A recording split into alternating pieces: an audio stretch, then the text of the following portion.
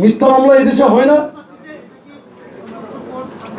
2007-এর পরে যে মামলাগুলো তো আওয়ামী ফ্যাসিস্টদের আমরা অনেক মামলা আমাদের বিরুদ্ধে হয়েছে। আমাদের প্রত্যেকের নামে মারা কেস আছে। হ্যাঁ, পদবঞ্চিত কারা আমি জানি না তো। হ্যাঁ, আচ্ছা, তো আগের কমিটির 251-এর মধ্যে আমি 151 করবো, তো 100 তো এমনিই বাদ থাকবে। এটাকে আপনি পদবঞ্চিত বলেন?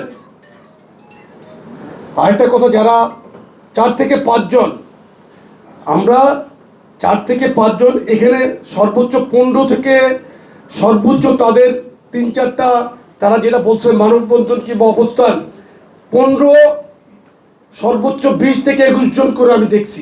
করোনা বা যে কোনো ভাইরাসের এগেইনস্টে ফাইট মানি ব্যাকট্রলের লেফট রাইট। এটাকে যদি এত গুরুত্ব দেন আপনারা, এত বড় একটি সংগঠন, লক্ষ লক্ষ নেতা কর্মী, যাদের 82টা ইউনিট শুধু বাংলাদেশে, বহির্বিশ্বে আরো প্রায় 20টি ইউনিট করার মতো আমাদের সক্ষমতা আছে, কিন্তু বিদেশি কমিটিগুলো আমরা বিভিন্ন কারণে করতে পারি না। একটা কমিটি করতে গেলে অনেক ঝক্কি, আমি বিশেষ করে নিজে না দেখার পর কোনো কমিটি করতে চাই না। এখন যারা ওদের বাইরে আছে তারা অ্যাপ্রিসিয়েশন দিতে পারে, তারা বলতে পারে। ঢালো ত্যাগের কথা বলছেন, এখানে প্রত্যেকটা ছেলে যারা নেতাকর্মী যারা আমাদের এই কমিটিতে 151-এ আছে, প্রত্যেকের যদি আমি ত্যাগের পার্সোনাল বিবরণ চান আমি দিতে পারি। যদি আপনি মনে করেন রাত্র 10টা পর্যন্ত থাকবেন, আমি 1 to 1 আপনাদের কাছে তাদেরকে আমি দিতে পারি।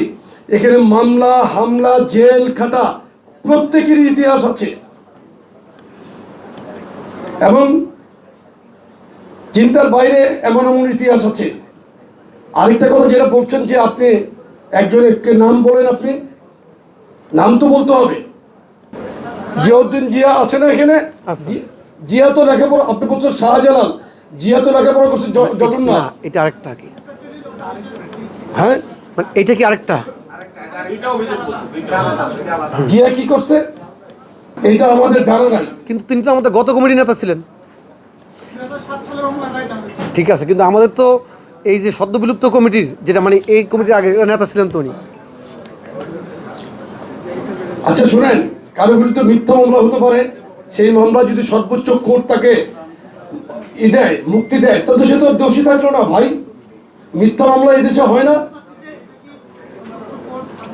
2007-এর পরে যে মামলাগুলো তো আওয়ামী ফ্যাসিস্টদের আমরা অনেক মামলা আমাদের বিরুদ্ধে হয়েছে। আমাদের প্রত্যেকের নামে মারা কেস আছে। হ্যাঁ, একটা ঘটনা ঘটার সাথে সাথেই যদি লিখে দেয় যে কোনো যাচাই ছাড়া যে যুব দলের নেতা এটা করেছে, পরে জানা গেল উনি যুব দল জীবনে করেনি না। যেমন বরিশালের ঘটনাটা, যেটা সর্বশেষ যেটা ভাইরাল হলো, ওটা উনি কিন্তু মানে কোনো সংগঠনের মধ্যেই নাই, যুব দল তো পরের কথা। এরকম অনেকগুলো কিন্তু এখানে আমার সভাপতি আপনাদের সামনে উপস্থাপন করেছেন। তো আমরা এটা এই জন্য করতে চাই, বলতে চাই, কারণ আমাদের মাননীয় প্রধানমন্ত্রী, যিনি বাংলাদেশে আসলে নজির স্থাপন করতে চান, তিনি চান বাংলাদেশকে মানবিক রাষ্ট্রে পরিণত করতে।